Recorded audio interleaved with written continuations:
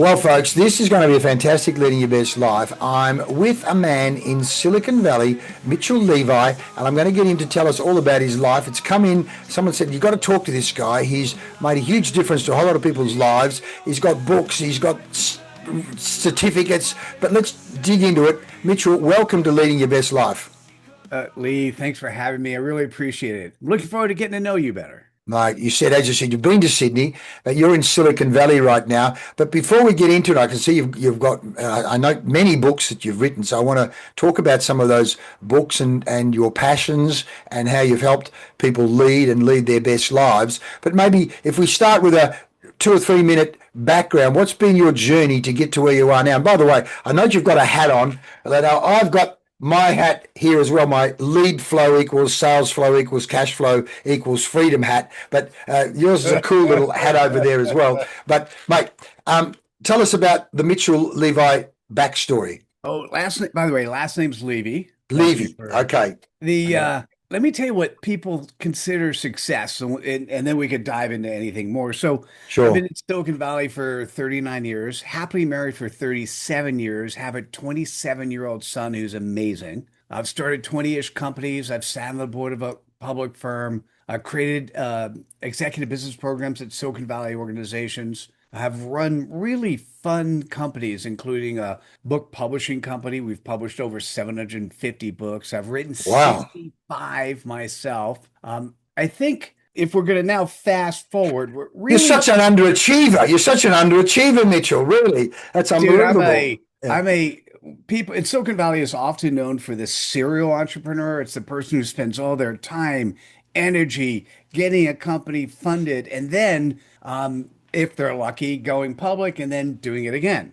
Uh-huh. So I'd rather be in a service-based firm and be a parallel entrepreneur where I have a couple different activities, two, three, or four going at the same time. Uh-huh. But just Parallel activities. I like it. so Okay. so I call myself a parallel entrepreneur. I'm going to make a note. I'm going to be making notes as we go through because I'm here to learn and be a student as well. So Well, you take your time. parallel So entrepreneur. Okay. let me tell you what made me. There were many times in life where whatever I've been doing just sort of went away. The first time was during the dot-com days, or actually we'll roll all the way back. I was at Sun Microsystems for 9 years, left in 1997. Sun is the company that's known as helping to commercialize the internet. Mm-hmm. And during the dot-com days, when the e-commerce boom happened, you just had to spell the word e-commerce and you'd make money. So Mm-hmm. I became an e-commerce consultant, made a really good business.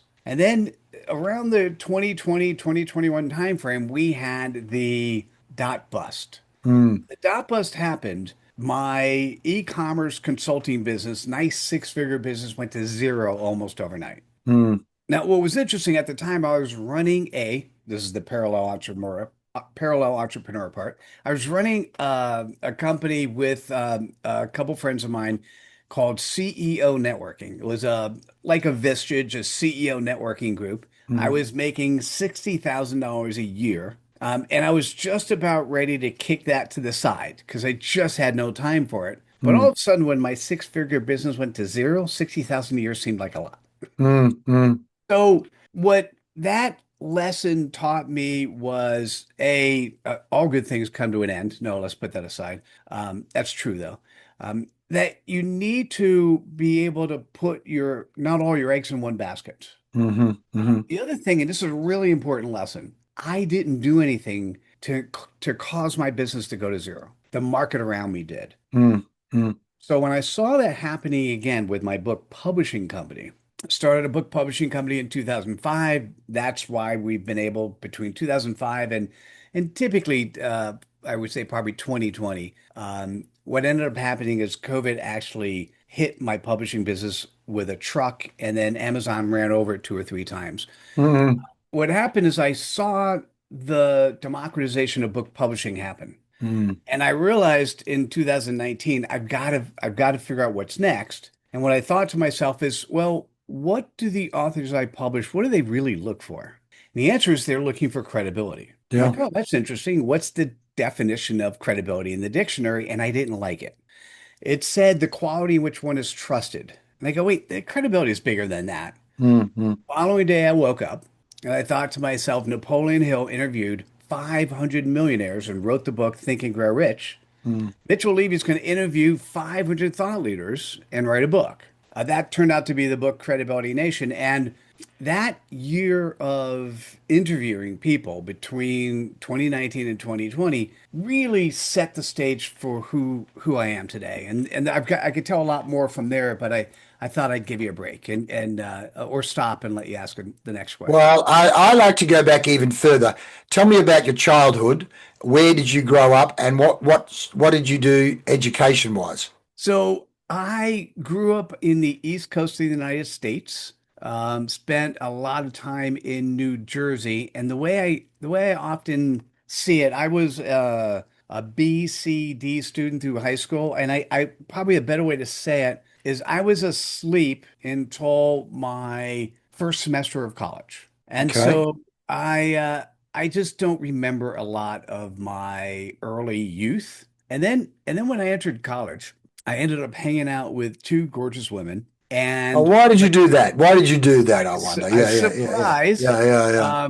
I went to the University of Miami in Miami, Florida, Coral Gables, Florida, actually. And it turns out that these two girls for Friday nights, what they thought was fun was to hang out in the library. So I hung out in the Wow. library. Mm-hmm. Mm-hmm. In my first semester, I ended up getting two B's the rest days. The Mm. second semester, I got one B the rest days, and then the rest of my college career, I got all A's. So that's what I would say is when I kind of woke up. They were good. They were a very good influence on you. We have a proverb, a French proverb that says, "The forest shapes the tree, the ecosystem shapes the person." And here, clearly, your interest in the two beautiful women shaped your whole path there. What course did you study at college? I started studying international finance and marketing. Made sense for the University of Miami. And in that first semester, now for a person who got such bad grades in high school, I can't believe I would say this. I'm like, it was just too easy. So I High went to school the was too community easy, college. or high school was too easy, or college was too easy? Getting B's, C's, and D's, high school was definitely not too easy for me, or at least I had no idea. But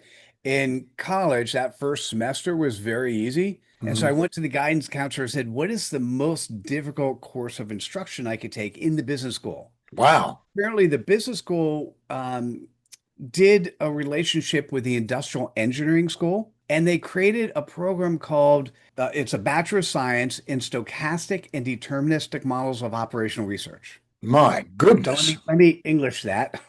I was taught how to basically model people and systems and improve them. Ah.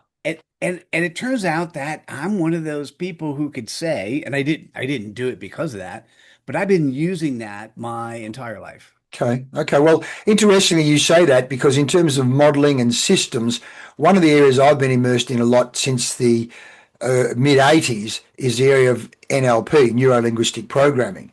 And of course, modeling and systems, and in many ways, a systematic approach to modeling and then looking for excellence and continuous improvement. That's essentially a core driver of all of the coaching I've done. So, have you had any exposure to that or understanding of that in any way? Oh, I understand NLP real well. And for any person who happens to be particularly good at sales and people who train sales like you do, I would be surprised if NLP wasn't one of the top tools that you used. Yes, it should be. Well, it should be, as you say. So, how did that study then lead into what you then did career-wise, which of course then led to you Yeah. setting up all these businesses? So serendipity was I went to Europe in between my undergrad and I was going to go to grad school and I was already accepted to get the MBA, 1 year MBA at University of Miami during the summertime. Now, going back, this is a long time ago. This was before cell phones. And so Yeah. during the summertime, I got accepted into the College of William and Mary with a half tuition fellowship. But I guess my mom thought that she didn't need to tell me this. So when I got home, I actually learned that. And then I went to visit the College of William and Mary, which is in Williamsburg, Virginia, on Hmm. my way to the University of Miami. The College Hmm. of William and Mary is absolutely beautiful. Is it? Yeah. So I kept driving. I checked into the dorms at University of Miami, and I said, well, maybe I should call the dean, see if the fellowship is still there. So I called up the dean, and the dean said, "Hey, give me a minute." Got him on the phone. He said, "Give me a minute. I'll get back to you in a second." He goes, "Mitchell, not only is the half tuition fellowship still there, but if you want to come to our school, we will make it a full tuition fellowship." Wow. I'm like, huh, that sounds really good. And by the way, there's never if you don't ask, you'll never receive. And I said, well, your school is 2 years long, and I already am accepted and checked into the dorm at the University of Miami, which is only 1 year long. Can you do anything about that? And he says, well, I'll take a semester off. Wow. And so that's how I ended up at the College of William and Mary. I will tell you one thing. My first semester, um, I was in classes with both first years, that was okay, and second years. Now, one of the things that you're taught in the MBA program, in the undergrad, there is always an answer in the back of the book. Whether it's Hmm. physically there somewhere else, it's always easy to figure out. You're taught in MBA school that there is no answer. You just need to justify it. And so, that first semester when I was in classes with second years, I kind of probably pissed people. I got all A's because I wanted to, but I probably pissed people off. Um, what ended up happening there is my last semester, I took an independent study by the finance professor, and he had a particular model he wanted to prove would be superior for stock investing. And one night, I think it was 2 or 3 in the morning, I was using, I can't remember, it was SPSS or SAS. I actually proved his model to be right. Dropped the research off at his desk. Stopped back in 2 weeks later. I was starting to write the article because I wanted to be published because I proved this thing to work. And I said, hey, would you mind just co-authoring this with me? The article's mostly done. His response is, yes, I do. We're not going to Hmm. publish an article. Like, boom, like everything dropped to the ground. He goes, I used your research to get me a job at Colonial Mutual Fund in Boston, and you're coming with me. So that's Wow. actually how I made my way to Boston was it just, once again, serendipity led the way. Um, one of the problems, Lee, he was hedonistic and narcissistic. Um, and he and my parents ended up getting divorced when I was 9. So it turns out he was like my first official male mentor. And he Hmm. taught me all of these bad rules in life. So I left him after a year. In retrospect, I could tell you that he was physically with me or virtually with me for 37 because it took me that long to get rid of all the stuff that I learned. Yeah. So I left there after a year, went to State Street Bank, was a senior systems officer, and about 3 years into being in Boston, I met a woman on a bus stop. And to cut it long story short, um, about 3 days after I met her, she had accepted a job in California, but we started dating and we dated for 2 months and then she moved. Turned out she was moving right by where my parents ended up moving, and I wanted to live with them out in California. Silicon Valley. California's pretty big. She's Yes. moving to California, and it turns out that she was moving 15 minutes away from my parents. Right. That's the universe or God or whatever you call it at that point. So Yeah. 6 months after that, I moved to Silicon Valley. Now, so that's how I got here. And then what ended up happening is I got a job at a startup. Now, if you're not from Silicon Valley, you just assume that the streets are paved with gold and every startup is successful. Hmm. That is far from the truth. Hmm. So that first company I went to, they ran out of money after the first year. And when I went to my folks and said, what should I do? What's next? And they gave me great advice. They said, why don't you go to a big company? Then you could actually poke around, learn processes and skills, figure out what you liked doing. And that's how I got to Sun Microsystems. So that sort of brings you up to kind of where we are. Well, There's well, still straight away, there's some current stuff, but yeah. things are Well, it was clearly women. You meeting women have had a major impact on your path. Everything from the women taking you to the library to meeting the woman at the bus stop, and you then coming to California. So that's it. and let me throw my mom into that too. Your She's been mum a as well. Yeah, really important voice and impact in my life. So yeah, yeah. fantastic, By the way, fantastic. thank you for that observation because I don't think I've had anyone tie the women thread together. Yeah, well, one, I'm looking for patterns. I mean, as you well know, a phone has an internal operating system. A human being has an internal operating system. And from an NLP point of view, of course, we're talking about conditioning and programming. And so I'm interested in, and NLP talks about patterns. What are some of the patterns, both empowering patterns in our life and disempowering patterns in our life? But I want to talk now about these props that you've got behind you. You've got some cash registers up the back there,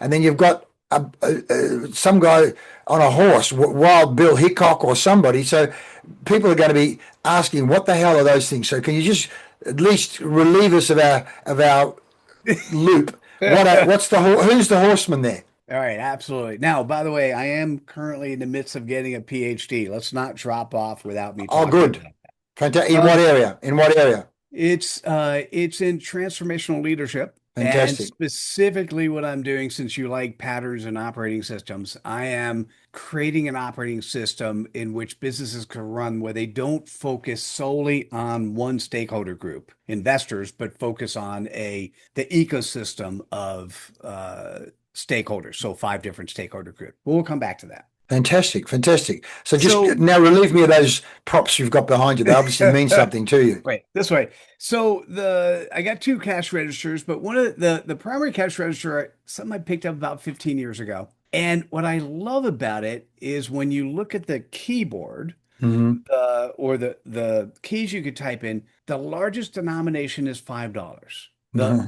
The smallest is a penny. Yeah. And so what happens, it's a 1907 National Cash Register. And so if you're curious, you could just go NCR. Yeah. GPT and say, hey, what things could you buy, for a penny or Yes. $5 in 1907? And, for a nickel, you could get a loaf of bread, a six pack of beer, a shave and a haircut. $5 Mm. was like a millionaire, right? So, Mm. Mm. so it's interesting because we get, when people ask about that, we get into interesting conversations about how life has changed and how you can afford things or not afford things over time. The statue behind me is of Frederick Remington.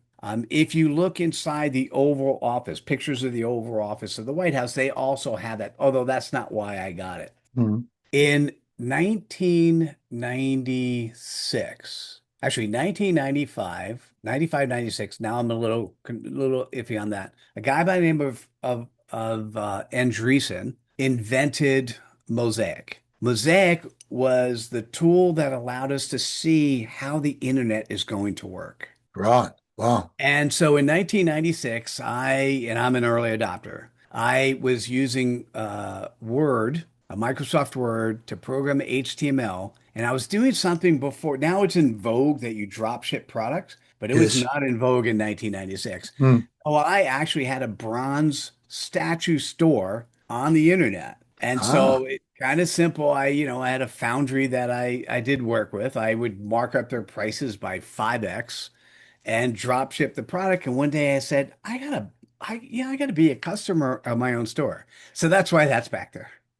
Wow. 5x. I like that. I like that. Which makes me come back. So you say your father, mother and father parted when you were 9. So in terms of male role models or being exposed to business people or sales or anything around that, I mean, because not everybody turns into a parallel entrepreneur. So, where did you get your business influence? Let's say before the age of 20, or even the age of 15, or even 10. Yeah, I don't think I did. Mm, mm. You I don't just, my youth did not have any business professionals that would we grew up in.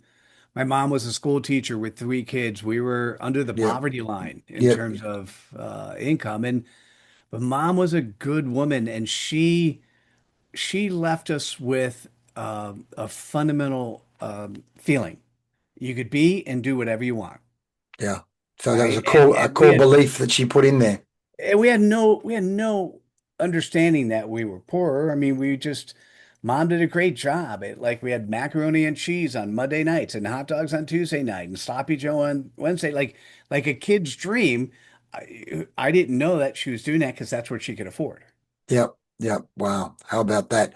So let's go to today. I'm going to go to your website. Let's talk about what you're doing today. And as you say, let's talk about this transformational leadership. But here we go. Executive abundance through clarity and credibility.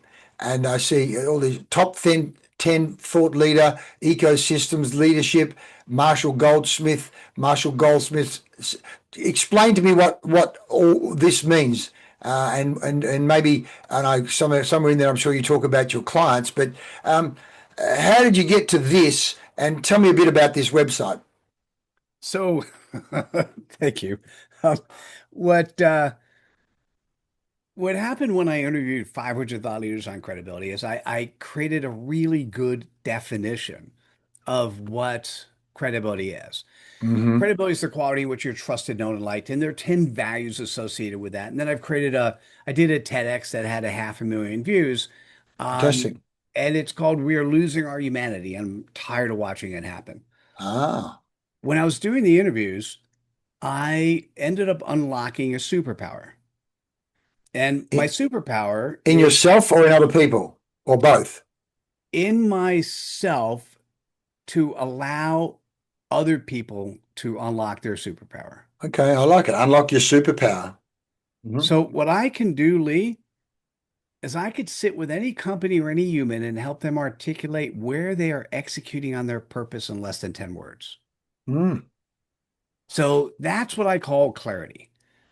So, the problem I had, and you'll appreciate this as a salesperson, is because I spent a year interviewing people on credibility, I thought I needed to create a credibility business.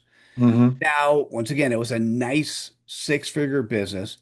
I'm going to say, and it was not a change the world business. So I then thought, hey, what do I'm really good? I'm good at clarity. So then I Hmm. created a clarity certification program, and I did that for a year. And then about a year ago, I had a really good friend of mine slap me in the face. Not figuratively, but As literally, only good friends can. or the other Yes. way.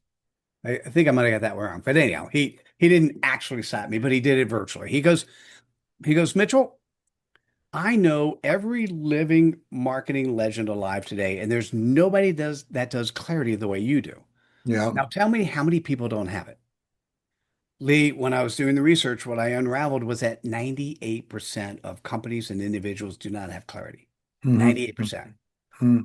So first, we get on the call together. My head's going like this, best in the world. That's really cool. He goes, I'm going to now tell you something you're not going to like.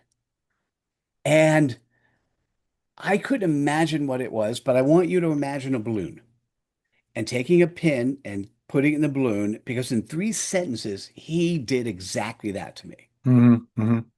He goes, Mitchell, at first he tried to soften the blow. This is just marketing speak. Hmm. Okay.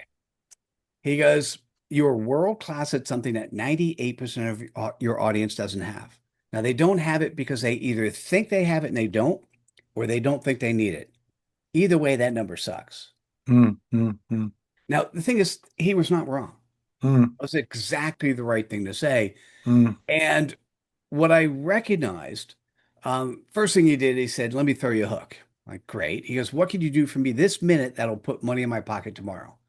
First words out of my mouth, executive presence. I had been part of the Marshall Goldsmith thing. I had been part of LinkedIn since before LinkedIn was making money. Matter of fact, I was paid by two of the five founders to publish and write LinkedIn's first book. Um, and so executive presence, which I then morphed into executive abundance. But the following morning is when I woke up with my second gift. And this is the one I think you'll really appreciate. I've known this my whole life. I've only been practicing it for a year. sell them what they want, mm, deliver what they need. mm, mm, Because when I woke up that morning, I recognized that I spent mm, 5.5 years selling people and working on what they need. People mm, need clarity and credibility, but mm. that's not what they want. No. So they want. So in the executive abundance space, or it's typically my audience is CEOs of fast-growing companies. So I say Inc. 5,000 CEOs leading the future with executive abundance. The goal when I say that 9 words is somebody says, "Hey Mitchell, what's executive abundance?" And I could go and talk about that. The second thing I did is I ended up buying a LinkedIn agency Oh yeah. because it gave me the opportunity to do really quick, rapid experimentation.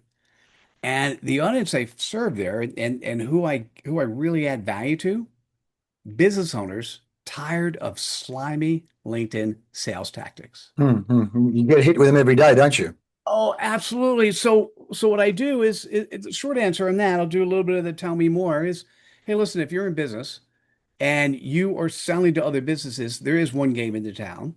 That game is LinkedIn. And if you don't really work hard, you're going to get caught up in that slimy thing.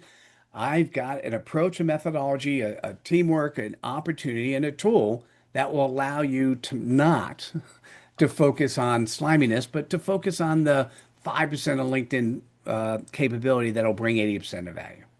Fantastic. And That's a the cool part there, it's also much less expensive than my executive coaching, so it's easier for customer acquisition. wow, wow, mate. And not only that, I can tell you coming back to clarity. You've mastered those words to describe that and have a hook in that last piece. That last thing you said there about I can in terms of the LinkedIn offer. Can would like to say that again because I'm sure that's not the first time you've said it. Oh, I don't think I could ever say it the same way. Exactly right. Yeah. That okay, But the but in terms of as you say that the 5% that gives you the no, 90% the or words to 5% that that effect. gives 80% of value. Basically, what will happen is I'll say it again. I create something called a CPOP, your customer point of possibilities. Okay. Wow. And the CPOP associated with the LinkedIn agency, Mm. business owners tired of slimy LinkedIn sales tactics. Yeah. Yeah. Because think of that as simply the playground I play in. Now, on Mm. the executive coaching side, it's fast-growing CEOs leading the future with executive abundance. So let me Yes. tell you what that means. When I sat on the board of a public firm, I forgot to mention that before, but when I sat on the board of a public firm, what ended up happening is we focused on primarily stakeholders. I mean, and the stakeholders we focused on were investors. But if you take, when I went to business school, guess what I was taught? How important customer service is. But that's not how companies act in terms of how they fund. How Mm. important employees are, but take a look at the Gallup polls on how much customer disengagement there is. So executive abundance is bringing abundance to five stakeholder groups. The five are the CEO Mm. and themselves, that's first. Mm. Second is the internal operating system of the company of their employees. So you need to empower them so Mm. that they can actually be successful. If you actually add value to the employees, guess what? They're going to add value to the customers. Yes. You add value to the customers, the third stakeholder group, they will add value to the investors. And of course, we do all of that within the construct of a community, both Yeah. virtual and physical. Yeah. So the reason I ended up deciding to get the PhD, so I'm in a PhD program. I needed to add or wanted to add academic rigor around Mm. executive abundance. Mm. And so I'm actually in this program and it's amazing. And it looks like, assuming I actually do things the way I'm supposed to, Yes. that I will do my defense for my dissertation in April, and then I'll publish on May 7th. So the way I'm doing the dissertation, it's a capstone versus a research dissertation. What that means is I still have research I'm doing. There are typically 5 chapters in a dissertation. However, the type of research I'm doing is all the research I've already done. So what I'm delivering, the capstone piece of it, is a book, 2 chatbots, and education, so online courses. And so on May 7th is when I released my 66th book. It's called Executive Abundance. Mm. And it's the blueprint on how to go about deploying the concept of executive abundance. The academic rigor is in the dissertation. And then the two chatbots, one is focused on how to create your own CPOP so that people can do it themselves without Mitchell being in the room. And then a credibility tool or credibility engine so that it's called the credibility compass so that they can actually um, see and live within the construct of credibility. Yeah, it's been a Wow. fun journey. There's a lot of stuff going on. A fun journey. I like the way, just from linguistically, you use the word fun a lot. It's that what fun on the board, fun in business. But I note also here, elevate your referral game, as you say, the LinkedIn component there. And then as I went down the bottom of the site, and it was talking about accountability Mondays, um, and obviously here become a certified clarity specialist. So from a business point of view, can we talk about one, the accountability Mondays, because that's obviously a way of getting involved with you. Then here, this whole I want clarity. So there's a lot of ways to get involved. Let's just talk about the accountability Monday first before we talk about referrals. Oh, sure. The what I when I create the first thing I did when I created the Credibility Nation is I created products. So it was a Credibility Nation community, and one of the components of the community was something I call Accountability Mondays. So Mm-hmm. at Monday at 9 a.m. or 9:30 a.m. Pacific, it's 12:30 noon East Coast time. It's absolutely okay for Europe. It's in the evening. It's not great for Australia. But we basically we get together for a half hour and it's self-accountability. And what what I thought would happen is that would be the most important. When I created a 400 person community, I figured we'd get 200 to 300 people every session, and Mm-hmm. we ended up with 10. And it's interesting because accountability is something that's really important. And what I'm Yes. going to say is self-accountability. Our ego protects us and allows us to think we're accountable, and Mm. we kind of lie to ourselves and Sure. find good excuses why we're not. So I still keep accountability Mondays, and it's just an opportunity, and you're welcome anytime. It's just not a good time for you. Um, Yes. No. No. but coming in, it's very simple. Um, People get to share their CPOP and tell me more, right? So it's a reinforcement thing. And they say, hey, this is what I've got going on this week. This is what I was going to do last week that I either hit or miss. This is what I'm focused on this week. Yeah. It's Right. just an opportunity for people to publicly state to a group of others, this is what I've got going on. You Yeah. know, Right. personal accountability. Well, I know when I went in there, I think there's something about there's you're saying there's a monthly fee, a monthly fee. So you're saying 400 people are paying $20 a month, but only 10 roll up. It's crazy, isn't it? Oh, crazy, crazy indeed. But as you came back to that point before, you said sell them what they want, but give them what they need. And they don't necessarily say I want accountability. As you say, they want the results. Well, as one of my marketing mentors at one stage said, look, we talk about give a man a fish, feed them for one day, teach them to fish. He said, what they really want is you to catch the fish, cut it up, and put it on a plate for them, and ideally spoon feed them as well. As much as they say, no, no, no, I want to learn how to catch the fish. So here, I don't go, I want accountability. Oh, actually, I don't, I don't, I just want you to do it for me, ideally. Yeah. It's funny about that, isn't it? You're spot on.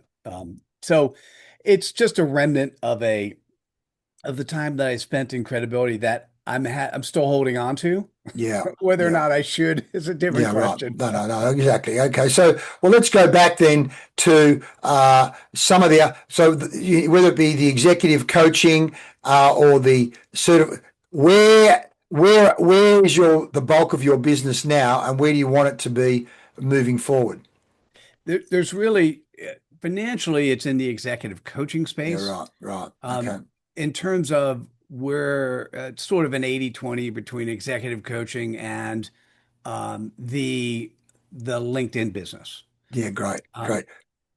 on the So tell me executive, about what does a executive coaching journey look like? As you say, it's obviously you say 10 grand a month or $100,000. So it's a significant commitment, and the type of people that you're going to be working with clearly are willing to invest in themselves.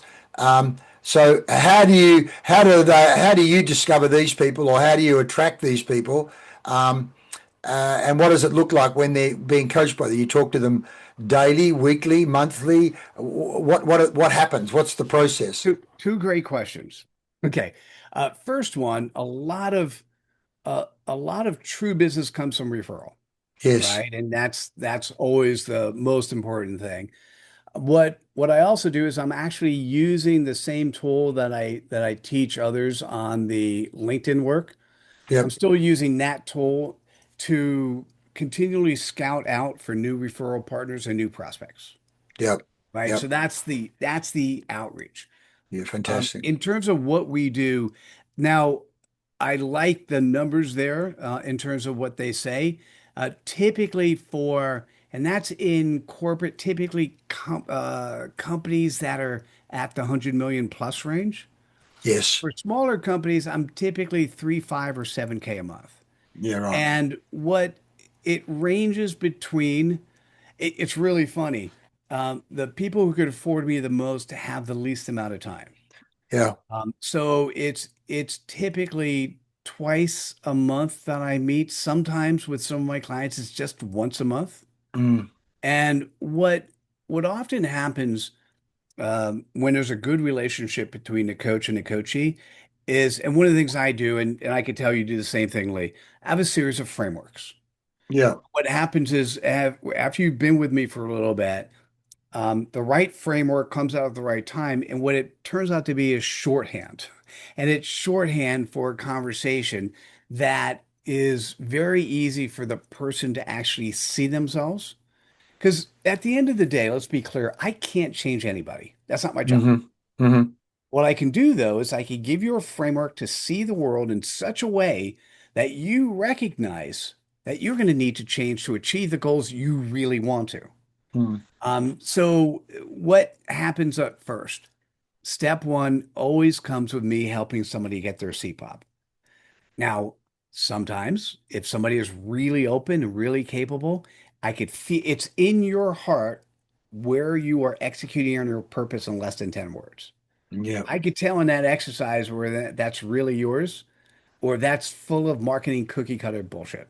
Mm-hmm. Mm-hmm. I'm not going to call you out on it right away, although sometimes I do. Mm-hmm. But we will work on clearing that over time. And depending on how that first conversation goes, I can tell how quickly people are going to need me or how long we're going to take. For some people, it's important that I meet once a week. Yes. It's never daily. Yes. For others, it's biweekly, and I've got a bunch of clients I just meet with once a month. Sure. When you meet, it's a Zoom or Teams call for an hour, 2 hours a day. How long? Typically, it's a 1 hour meeting. Yep. Yep. That does it. There are times, so what happens is for the individuals, that's all that's needed. Yeah. When we're doing a team exercise, that's something different. I'll come in for a half day or a day. Mm-hmm. Um, And again, you'll and come into their office or you'll do a Zoom call, or it could depends on where they're located. Typically, it's better to come into the office. Yes. When you're one-on-one, Um, I think for someone like you who's a NLP aficionado, you could see patterns and you could feel energy. And it doesn't matter if you're in person or you're on Zoom. Mm, And I know I can. mm. So one-on-one, not a problem. But when you're with a team, what needs to happen is you need to feel the flow and the energy of the team, and you can't do that on Zoom. No, I agree. So what often happens is that would be hey, let me come in for a half day, or if it's far enough out, let me just come in for a day. Mm. And then we'll do follow-up coaching calls with the executive team and then the CEO themselves. Yep. Yep. No, Yep. let me give you I'll give you a thought of what I just did. So this is really interesting. And I have to be careful never to violate never to not to violate what I'm doing with my dissertation because it can't be publicly available. But Sure. what's interesting is for the coursework for executive abundance, when I really sat down hard and focused on it, I'm creating two courses essentially. One is for the CEO and the second is for the C-suite. The CEO course is 10 minutes long, right? Mm. Because you don't get a lot more time with the CEO. And I don't need to educate. CEOs are smart. Sure. What they really need is they need to be able to reinforce a framework. And so that's all that's doing. It's reinforcing the framework so they could be the coach to their team, Mm. to the C-suite, Mm. so that the C-suite, which by the way, their course is only 50 minutes long, right? Because once Short and again, sharp. we don't spend a lot of time in courses. On the other hand, you want to go back to that reference menu. That that's because you asked me, hey, can you repeat that? I can't, but Mm. when you look at the recording, you know, and so the courses are focused on really reinforcing a framework or tool set, nomenclature, and approach, so that when you get into real life, you really do apply techniques like, either Myers-Briggs. There's so many other ones, but NLP is my Sure. one of my favorites. And it's important to understand what's the best way to put this? When you get into panic situations, when you get into real crisis mode, that you're still acting with an abundant mindset. And that's normally when people jump into scarcity. Sure, sure. Well, let's talk about that just for a second, because it's certainly one of my questions I like to talk to people about, um, is that whole understanding of scarcity and fear versus abundance mindset. So, where obviously you've used it in your language there. So, how do you bring that in your teaching or even in your coaching, and how important do you think it is? To bring that into people's consciousness? Because I mean, again, we don't learn that in primary school or high school or college. It's learnt outside of those traditional structures. Yet clearly, as a leader or an entrepreneur or creator, an abundance mindset is critical versus fear. So, give me what you talk to people about in regard to scarcity mindset versus abundance mindset. I want to give you something that's very practical in terms of response. So let's talk about we'll make it a generic CEO, not to give you a name. Sure. And that person ends up with CPOP. It ends up with what it is they're doing that, and once again, like any company, happy to do this with you anytime, any company, I can give you less than 10 words. Yep. Now, when you're living in that world and the person understands that, the first question you're going to ask is, hey, you're going to do this all yourself, or you're going to let other people, you're going to delegate? Yeah.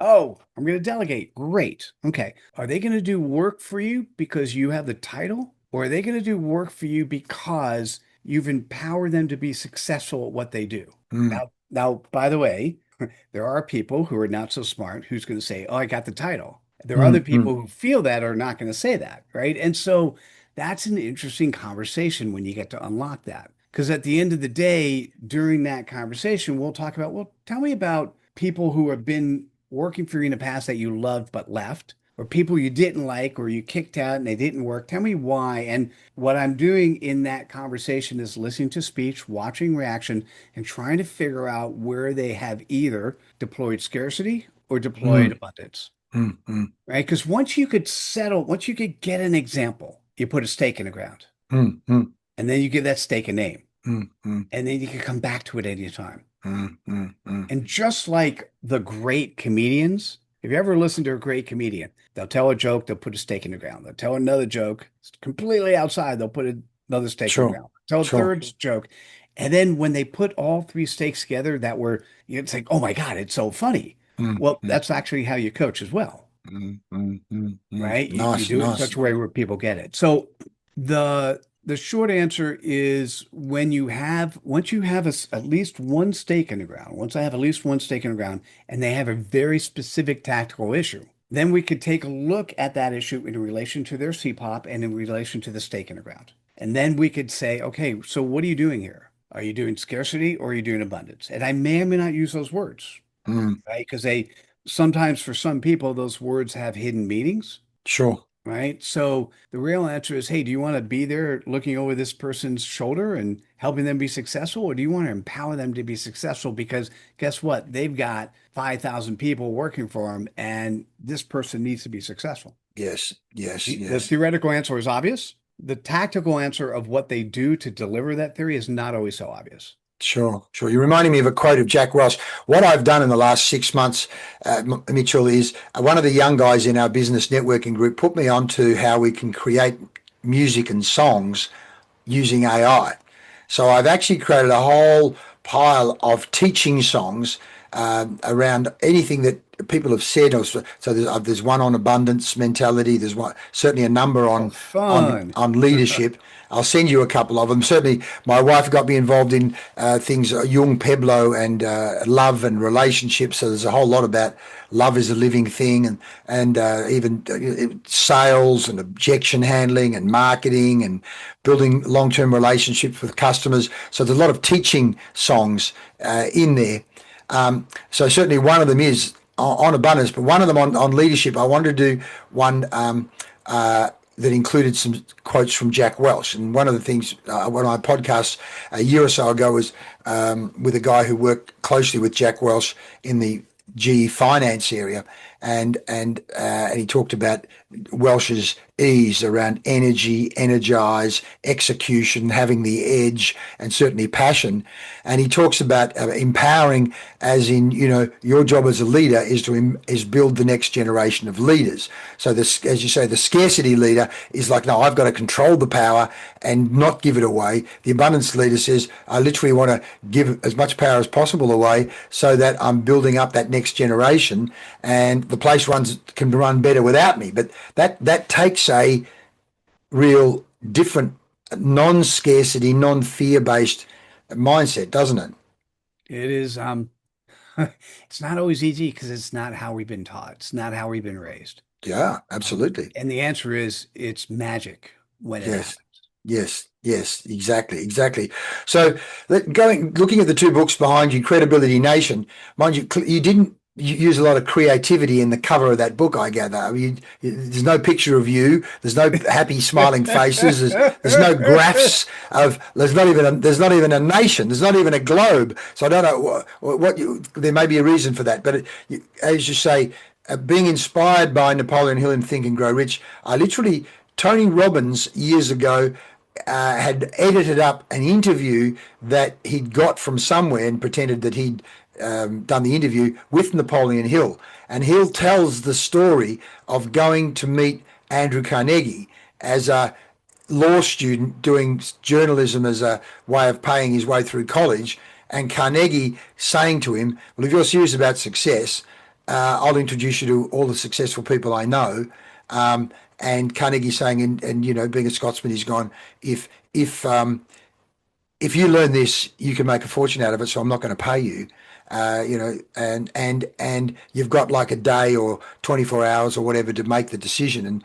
And Napoleon Hill's gone, my God, there I was, I had this fantastic opportunity.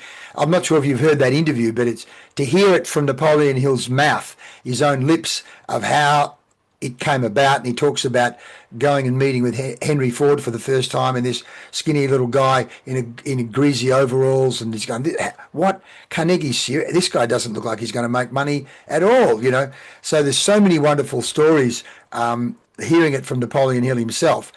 And then recently, Tim Ferriss had done Tools of Titans, and I've forgotten what the other one was. And the interesting one, needless to say, some of the patterns in both books are quite similar in terms of goal setting and team and mastermind, and passion and so on. But the one that interested me most with Tim Ferriss, that of course Hill didn't talk about it in those days, but he probably did talk about prayer and universe. But Tim Ferriss said 80% or more of the people who were the high performers that he had put into his books had a morning practice, usually a morning meditation practice. And so I just wonder, what are some of, if you look back at Think and Grow Rich and whatever Ferriss has done, what were some of those common patterns in Credibility Nation that jumped out at you or surprised you in terms of either daily practices, thought processes, behaviors, mindsets? What jumped out for you in terms of that Credibility Nation study? So Credibility Nation did something different. So let me Mm-hmm. share it with you. What we did is we unlocked the definition of credibility. Right. Yep. So if you take a look, credibility is not the quality in which one is trusted, which is sometimes what's still in the dictionary. It's the quality in Mm-hmm. which one is trusted, known, and liked. Yes. And if you look at those 10 values, it becomes really easy if you want to be credible and inspire others. I look at this as a operating system for humanity. And if you Right. look at all those, I think what stood out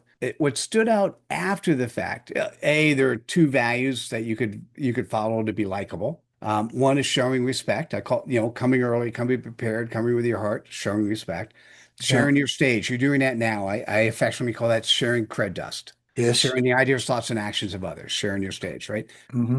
The only value that's listed twice is integrity. Nice. And what I want to do is explain something.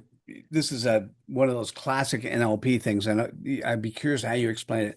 You're talking to somebody, and all of a sudden the hair in the back of your neck sticks up, like Mm-hmm. there's something wrong. It's that fear or flight Oh, instinct happens. right. Well, in Australia, we call it the bullshit meter. The bullshit meter. The So bullshit that meter. And as you say, NLP talk about congruence.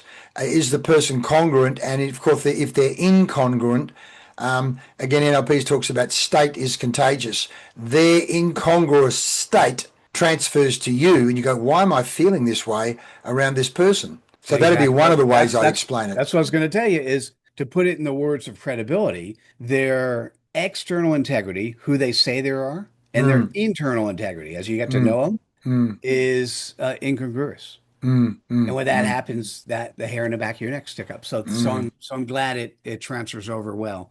That was mm. an interesting learning for me. The other thing was really easy as a practice.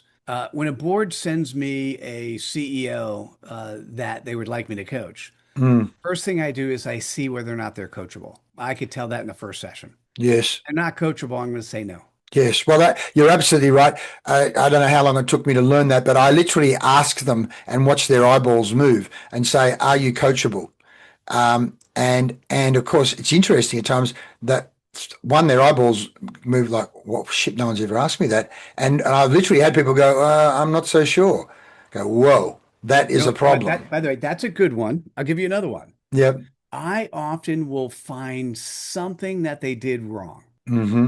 even if it's really small. Yes. How they react when I point that out to them Oh, yes. is Yes. absolutely going to Yes. let me know if they're coachable or not. Yes, how open they are to feedback.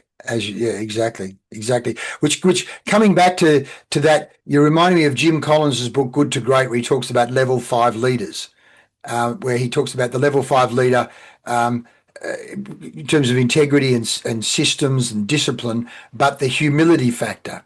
You talk about likability there, which again. I don't know if you know Robert Cialdini. We like Cialdini's work in terms of levers of I influence, do as well. Yeah, yeah. and and that whole piece of consistency and commitment. You know, the do they when they say it, do they do it? In fact, Jack Welch had a thing he called see-do ratio. A say-do ratio. Say-do ratio. When you do you have a high say-do ratio? That is, if you say you're going to do it, do you do it? Or do you have a low say-do ratio? You say it and then you don't do it. Now, I love that because, of course, it brings into the GE vernacular and language and mindset. Mate, we're watching that if you say it, you better do it because execution's the core value anyway. But it's the power of words, and we actually call it the fruit bowl, or setting the context that you bring it into people's consciousness. You know, as you say, because if you have a conversation around integrity, people can have all sorts of definitions. But certainly, again, one of the models we use is Lululemon. Chip Wilson for Lululemon, talking about integrity, which I think he got it from the Werner Erhard Landmark Forum program. Of again, integrity means if you say you're going to do it, you do it. So, I mean, I love your model's fantastic there, particularly as a way of servant leadership, which again, from a hierarchical autocratic point of view, leaders I think there was a guy that wrote a book on servant leadership years ago. One of my business partners at the time introduced me to, which I can't remember the guy's name now, but it's a wonderful concept of, as you say, as a leader. And I mean, we also used the Jan Carlson book, essay. What was it called? I've forgotten what it was called now. But he literally inverted the pyramid to say no. The purpose of the leadership is to support the front line, as distinct from it roll down from the top and just dump whatever crap is coming out of the board or head office That's, on the but Leigh, front line. that's getting back to the having a good life. The if you're in a position where you're managing others, are you giving them the opportunity to have the best life they could have? Right? Yes. Are you empowering them with the tools? Like the whip is not the right tool. Mm. The What's really important is clarity, credibility, and empowerment Yeah. to Yeah. actually do it and then consistently do that on a day in, day out basis. Mm. And if you can have that role across the organization, up and down, right? All of a sudden you're creating a world where, and this is what executive abundance is, if you can think about the internal operating system of the CEO and their staff, it's their health, it's their family. Mm. If that's shot, that's going to spill over. Mm. What's the Mm. internal operating system of the company? It's the employees. If you can empower the employees to be super successful Mm. at not just at work, but at home, whatever that might Yes. mean, Yes. right? And it's not Yes. just about money. Maybe it is getting the 4-day work week. Maybe it is having times where it's a four-hour work week, to borrow a Tim Ferriss thing, Yes. right? And it just depends. And if you could do that, you could then really add value to the customer base. Absolutely. Well, as I mean, Branson has said this. People say customers come first, but he goes, no, no, you can't have customers coming first and employees coming third, fourth, or fifth, and expect people who know they're not being treated well to give great service. He said employees need to come first, so that then they have the energy, or the love, or the passion, or the caring to. We've literally had it with our national carrier here in Australia, Qantas.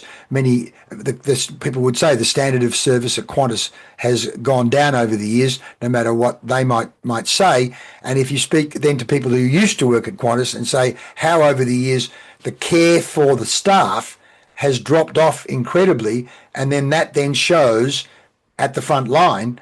So you can't keep beating them and cutting costs and not training them and not treating them as superstars, and then go out and give 5-star or 6-star service. So many of my friends who have worked at Qantas go, it starts with, and they're just a great example. It starts with the care and the treatment and the love. Coming back to then Southwest Airlines in the States, it was a great example. Herb Callagher, I think, my good friend Grant, who done a lot of work with in America in those areas. Callagher knew the names of the employees. People knew that he knew names of their dogs, or he literally cared about them, versus in many companies, well, I can tell you, one of the guys who'd done some work at Qantas, he said at one stage, the manager of the baggage handling had never actually been out to the baggage handling area, and certainly Ah, ah. none of the Yeah, other managers. that hurts me to listen to that. Yeah, yeah. And when this guy literally went out and worked with the guys throwing bags, over time and a range of the other ideas and improvements, talk about servant leadership. Uh, they got this guy to come from Perth because the Perth airport was going so well. And in the lead up to the 2000 Olympics, they knew that Sydney airport was going to be, unbelievably busy with jumbo jets of passengers and television crews and so on, and they knew it had to improve its performance. And so he went in there and worked in a collaborative servant leadership way with the baggage handling teams, and the airport went off like clockwork. But only again because of all the things that you talk about there in terms of caring and servant leadership and putting employees first. So let's go to this other book there, Being Seen and Being Heard as a Thought Leader. Tell me some of the key points and lessons in that. Absolutely. So it turns out that I've done two TEDx talks in my life. Hmm. And those both are the marketing books I use to market the TEDx talks. Uh-huh. So I actually did a TEDx talk on being seen and being heard as a thought leader. And it was the first thing I did. And it turns out it's got a lot of the fundamental concepts of the credibility that I showed you prior to uh, prior to prior to me doing the research. What I'll say though is I haven't read that book in a while, but I'll say something interesting happened in 2023. Hmm. 2023 basically made thought leadership ubiquitous because nowadays it's anyone who wanted to be a thought leader in an area, at least from the perspective of writing stuff, just Hmm. needs to be able to ask the right prompts. Hmm. Think about you as a As songwriter, in GPT chat prompts. as GPT chat prompts. So think Yeah. of you as a songwriter, right? Hmm. And so the concept of being a thought leader is no longer valid from a really large perspective. Hmm. Hmm. What's really focused now is the specific group or the specific areas that you can actually touch. That's why the coming in person makes more and more sense, Mm. right? For those sort of things. What's not on the Mitchell Levy side, I have a 1 day offsite, which is a fun way. Fun is a good word. Thanks for pointing that Mm. out to me, by the way. Where we actually come up with the CPOP for the company, easy, but then the CPOPs for each of the executive team. Then Hmm. the interesting part is do they reinforce those CPOPs asynchronously? So what do their LinkedIn sites look like? How do they actually interact with people who are reaching them on LinkedIn? And so we actually spend the day um, talking about the importance of showing up because it's about touching your audience. It's about Mm. being successful at communicating the general gist, the feelings that you want to deliver everywhere, and that has to come from top and middle down as well as Yeah. across. Right. Fantastic. So, So um, did I answer? I don't think I answered your question, but I that's sort of okay. took a No, I roundabout. think you're right. No, I mean the point there for me is, as you say, in the age of AI, it's a little easier to at least pretend you're a thought leader because you can access all that information. But that the intimacy factor, being face to face in a room with one person or a team, one, you can influence them more, but two, you have to show up with integrity. Otherwise, they can smell it on you. You can't fake it the way they might think you can, because there's a whole lot of people can put books together now using AI. But it's when you're in that room face to face as a human being, and the more you understand that person and help them get clear on their possibilities and their own clarity. In fact, one of my key mentors was Robert Kiyosaki. He had it was a program called Money and You. Marshall was his mentor, Oh yeah, yeah, yeah, yeah. I and one remember of the that. principles in that program is clarity leads to power. If I can give you a clarity around goal, purpose, and you'd call it CPOP, now I'm empowering you, or we're empowering ourselves to go, "Well, that's who I am, that's where I should be heading." And so we use it like a laser beam. All of a sudden, it's the magnifying glass takes the rays of the sun and turns it into a laser beam. And I think to a certain extent, that's what you're talking about with CPOP is energy's there, but it's only when you give it focus can it really do good or make a difference. Does that Well, I make like the sense? sun. I love the sun analogy because so think about it. You give it energy, you give it focus. You give it sun, you water it, you feed it, right? Yeah, I'll have to use that because yeah, it turns out that's really what I'm doing is yeah. helping either the individual or the corporation um, when it becomes easy when you have an operating system. And that's really what executive abundance is. It's an operating system. Yeah. If you have an operating system that you have a default answer, and the default answer happens to be in the best interest of your client, yourself, of doing the right thing. Yes. All of a sudden, it's a different world. It's a different Yes. life. Otherwise, it's the what I'm seeing for the larger thought leaders, the big influencers. It's. I think micro thought leadership is more of the way to do it, right? And having access to the thought leaders that are supporting you doing what you're doing and what they do, which are successful is they're empowering you with the frameworks for you to be successful. Exactly, exactly. And coming back to, we don't learn it in kindergarten, primary school, college. You can go through your whole education and none of this be exposed to you. So often it means self-development or stepping outside of your own, or an enlightened leader saying, I want my people exposed to this Oh, because I know it's going to help them, empower them to literally perform at their best and lead their best lives. Leigh, I want to question you on that for a second Hmm. because yes, you're not taught how to empower a team, but in kindergarten, you're taught all these things. All right. In kindergarten, you are taught them. Okay. My wife I is an early childhood. She'll probably say you're absolutely right, Mitchell. So tell me we're about we're that. we're taught. There was a book in the U.S. that was very successful. I can't remember the author's name. Everything I needed to know in life, I've learned in kindergarten. Oh, yeah. Fantastic. Right? Because your mom and your grandma, if they were good humans, they taught you how to make friends, how to show Yes. love,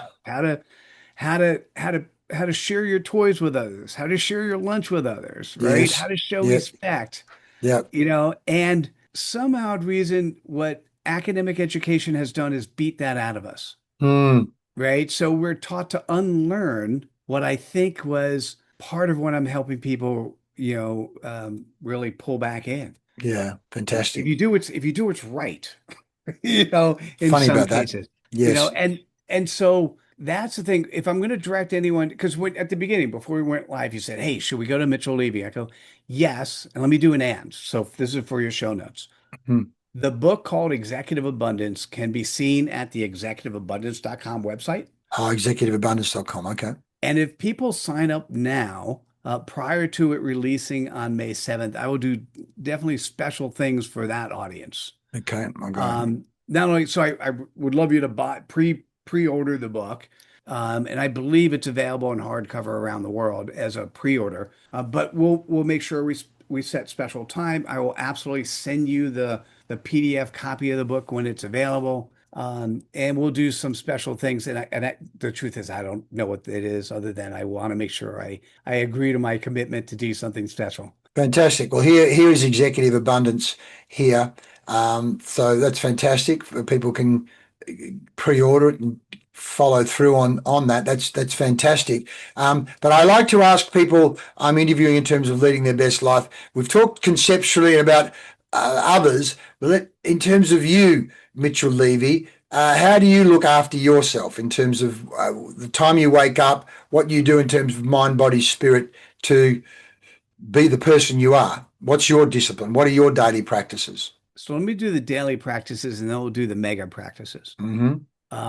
Daily practices. One of my friends at some point in time talked to me about my chair of joy. Hmm. The Chair of chair of joy. joy, the Mm. chair of joy is the chair in your house that you just want to sit in. And her recommendation is in the morning when you wake up, take your cup of coffee, sit in your chair of joy for at least a minute or two. And Hmm. before you go to sleep at night, sit in your chair of joy and call it your chair of joy. That's interesting. After that, my routine is I work in bursts. So I set my calendar for typically Tuesday, Wednesday, and Thursday when I do a bunch of meetings. But I do chunks of time and then chunks of break. Mm. My meditation is interesting. So let's give the definition of meditation. Meditation is where you take your mind and you focus on one and only one thing so you could clear yourself of everything else. Hmm. Okay, so I combine my meditation with my 1 to 1.5 hour walking. And what I Hmm. do, I still play Pokemon Go. And my meditation is I walk for an hour and a half playing Pokemon Go Wow. because I'm focused on one and only one thing. Hmm. And I know the rules, so it's kind of fun. And then I'm walking around, and as long as I keep an eye on the world, I do occasionally take client calls when I do that, but that's not meditating. No, When no, I'm no. purely meditating is all of a sudden I get it. Yes. I'm at the end. I've got a very healthy relationship with my wife, and on the mega picture, we take 4 to 5 weeks a year. We'll rent a house in typically in Europe, and we'll invite friends and family. So that's the time of the year where I swap from typically my life is taking care of self, clients first, family, and that switches to family and friends, then clients. Yeah. You Yeah. know, the it's something really fascinating when you could say how many people have seen part of the world that they would have never seen otherwise, or they got their Mm. passport simply because we gave them a room and they needed all they had to do is get on the plane, fly over with their passport, and to show people part of the world and open up things for them that was different. My wife and I like doing that on the physical side. I love to do that as an executive coach. That always it's go back to the statement that I said to you. You and I seem very similar. We recognize patterns. We Mm. put a framework around the pattern, and then we allow other people to play in that framework when it makes sense. Yeah. And there's nothing cooler in the world. Um, I'll give you a great example, and this won't even be one of my friends in the 100 Coaches. She also is on her dissertation path. She asked me if I could be part of her study where I would coach somebody for 3 sessions. The goal was, hey, in 3 sessions, can you build empathy? Can you build a relationship? Can you be successful? And the in that first session, we hit it off fairly well. I shared 2 different frameworks. How I knew I was successful is I sent an email with follow-up, because accountability with 3 sessions, I have to drive accountability. Sure. Here's the follow-up session. Here's the accountability stuff. Yeah. And her response was, last night, Mitchell, I had it. I had an aha moment, and I can't wait to tell you about it. Oh, fantastic. And that's when I knew I hit it. And that's Yes. what that as a coach, that's what we want. We want somebody to go, oh, I see the world differently. I got it Mm. now. No, no. Right? That's a fun. I often say to people at times when those moments happen, I go, I feel like a happy old uncle. That you've actually you've made an impact on or an impact on somebody's life. I say I'd almost do this for nothing, almost. Hey, Leigh, Uh, what's your definition of legacy then? well, certainly legacy besides family with, I've got 4 grandsons these days. So there's the Oh, legacy of nice. family and, in that side. But from a business point of view, legacy for me, it will not be that different to you in that I want people around the world teaching the CZ6 color zone sales and sales leadership system. Because I don't want it to die with me, that it's just a part of my work on a computer. I want it in the hands of people and living and breathing well and truly before I go, knowing that we've made such great impact right around the world with it. But that's just been me. My challenge now is putting into the hands of other leaders as either in-house certified coaches or external coaches who then are running a number of businesses, so that there's one scalability, but also, as you say, legacy. That it's not just sitting in my computer. I, Does that I answer have the question? yeah, it does. I have a slightly different one, maybe a suggestion, right? So, Mm. my most basic definition is what people think about you and say about you when you're not in the room, Oh, sure. Yep. Yep. right? Yep. And Mm. and that one is powerful because Yes. that's family, that's people you work with. It also Mm. implies Mm. that, maybe 3, 4, 5 decades from now, people don't do that anymore, and maybe that doesn't matter. Mm. Okay. And Mm. that's okay. Yeah. One of the reasons, and I didn't know I did this, one of the reasons or one of the legacy pieces I'm leaving is my dissertation. And I Yes. hadn't realized that, Lee. So I'm writing a dissertation and I'm writing and standing on the backs of really powerful people. Sure. Like Edward Deming, Peter Drucker, and then lots of other resources I found. And I'm putting out there an asset that other people can come by and build on top of. Mm-hmm. Mm-hmm. And so, will I be able to monetize executive abundance as much as I want to? It doesn't matter, Mm-hmm. Mm-hmm. right? Because But what I will be able to do is at least say that that's part of my legacy out there. Yes. And it's Yeah. in a environment, so in the academic space, it is expected that you Yes. build on other people's work and they build on yours. So Yes. I'm just putting that out there as a potential, Yes. Yes. um, No, as good a point. potential something to do. And what I don't want to have happen, one of my clients is 83, has touched the lives of millions and millions of people. Now, the business model that this person had, and I'm trying my best not to use sex, so you could Sure. imply who it is, but the Yep. business model this person had was when they reach a certain age, they will sell their business Hmm. for the IP, for the books, for the clients. And once again, starting in 2023, that level of business, that business model went away. People Mm. don't do that anymore. Mm. It took this person a long time to understand the difference between being successful because lack of success was 5 decades of Yes. touching millions of people, but Mm. because they weren't able to sell the business, they're not successful anymore. And I Yes. that's the only thing I want to mention is the for those who are listening, those that are watching, you want to set yourself up for whatever success ultimately means to you that you know is very achievable, Yeah. right? Yep. And I by the way, I love the concept.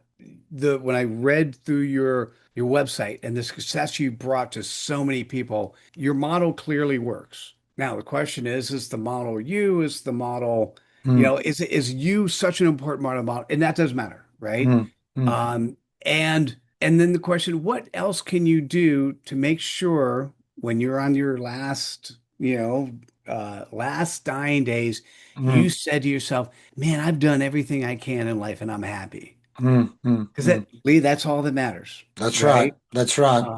And so that's the thing that, I've got clients many different ages and when you're living in a world where the rules of the game get pulled out from underneath you Mm. overnight, Mm. I mean, think about anyone who's a factory worker. They may not have jobs in the future. Yeah. Think about any teachers going forward. They may not have jobs. Think about Yeah. like there's so much of humanity that will not be able to earn a living in the way they used to. Mm. Mm. Now, Mm. were they taught how to do something else, or were they taught what success could be? And so I'm saying is there a model that you could in place that you can put in place that you can guarantee you'll be successful, period? No matter what, exactly. Well, Yeah. that's a very powerful question. I'll meditate on that. My meditation, I meditate in the morning, and I should be doing it at 4 o'clock in the afternoons as well, twice a day. But certainly, I do my 5 a.m. meditation. Before we move into the final home straight of the interview, because we've been going well over an hour now, close to an hour and a half. Yeah, I'm So thinking this is a little bit long for you. I know that's okay. That's okay. No, no, it was late also where you are. So, is there anything we haven't covered that you'd like to cover before we move into the home straight? The what I often say to people, and this is why I thank you for going to the website. If this has inspired you in some way, Hmm. particularly if you're running a company, I think the combination of having a good sales team, but also empowering the employees with executive abundance could be very powerful. Yes. You can go to the mitchelllevy.com website and book time directly on my calendar. Yes. Um, I'm for me, life is about finding partners to have fun with. Yeah. Nice. I like that. Life is about finding partners. I like that. And Yeah. and and actually, I hadn't said this yet. So, because oftentimes people say, hey, Mitchell, how do you do so many companies? What do you do? It's really simple. So, Lee, let's say we liked each other. Obviously, we do.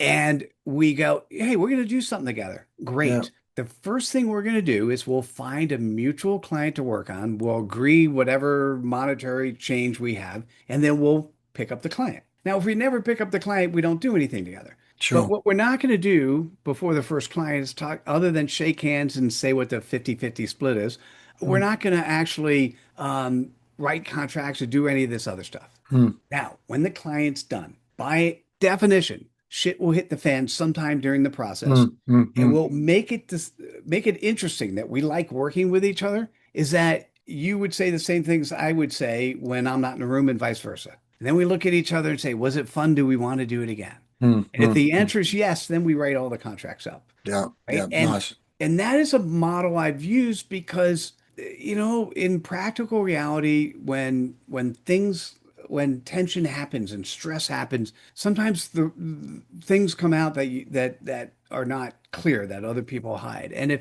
if you just like who people are and what they did, and you want to do more of it together, then you do more. And that's sort of, you asked me a little bit, that's been part of my operating system, Yeah. right? To find people that I do things because they're fun and entertaining and I could add value. And it's better when I could do it with other people. It just is.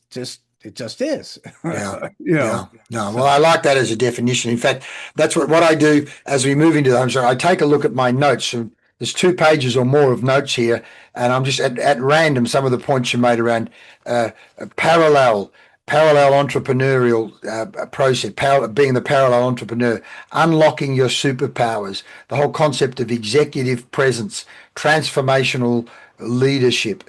65 books, mate. That's that in itself. There's a podcast on how the hell you write 65 books. And Mr. Remington behind you there, uh, uh, uh, the chair of joy. What a great idea that is. Chunks of time and chunks of break, which I think Buckminster Fuller and others, many creative people, it's like as you work, rest. That there's an energy required around creativity where you need those chunks of break. And then you talked about the 5 stakeholder groups, which are so important: the CEO, the employees, the customers, the investors, community, and working with all of those. And then as you say, I love your model, the trusted, known, and like. Life is about finding partners to have fun with. I like that, mate. I know the other point you made up here: sell them what they want, give them what they need. I like that. I like that. Well, you reminded me when you were telling me that story of my mate, marketing guy, Mal Emery, who's a guy over here in Australia who's very much a Dan Kennedy devotee. And he said, sometimes someone needs to tell you that you've got an ugly baby. You know, that's what happened to me a year yeah, ago. It was yeah. great. They're so in love with we're so in love and enraptured with our business idea, and only a good friend will say, mate, that's an ugly baby. You know, we need to relook at that. And of course, as you say, it's a shock. I love the quote. I think it's from the guy that wrote The Road Less Traveled, Scott Peck. I think he said, the truth will set you free, but first it will piss you off, or words to that effect, you know. But it's only in doing that, and the person having the courage, which again, as a coach, sometimes we have to at least either facilitate the person coming to their conclusion that the baby's ugly, or that the strategy or tactic that they're using, or at times you might have to say, mate, that is an ugly baby. It's just about that coachability. But Mitchell, thank you so much for today. There's so much information in here, and let's talk about what we can do. As you say, the executive abundance and the area of sales and Salesforce abundance is so critical, because we want to say to people, there's plenty of business out there. We just have to find ways to attract it, or manifest it, or win it, or all three of those things. But so, Mitchell, anything you'd like to say before we wrap up? I'm not saying whatever you say is right or wrong. Sure. No, we'll book time on the calendar. I would love to work with you to craft your CPOP, and you already know it. It's already out there. I just didn't see it directly, Sure. right? Okay. And I'm happy to gift that to you. That'll be fun. And it's important that someone who's a potential partner at least sees your superpower first, Yes. because Brilliant. you're going to see the pattern of what to do with it. Yes. And Okay. in your world, that's going to be different than what I do in my world. And that's where the magical will potentially allow us to work together. Okay, well let's do that. Let's find out what the Leigh Farnell CPOP is, and then see where that leads. I think Sure. at one stage Buckminster Fuller said something. A thought doesn't come for no reason, and I think people don't come into your life for no reason. You've come into my life via your agent. Here we are. We're sharing you with Australia and my audience. And let's see what we manifest as a result of that. But Mitchell Levy, thank you so much for your time today, mate, and sharing. Namaste. My pleasure. Have yourself a great day. And thank you so much for having me. I appreciate it. My pleasure. Bye-bye. Leading your best life with Leigh, like the fire.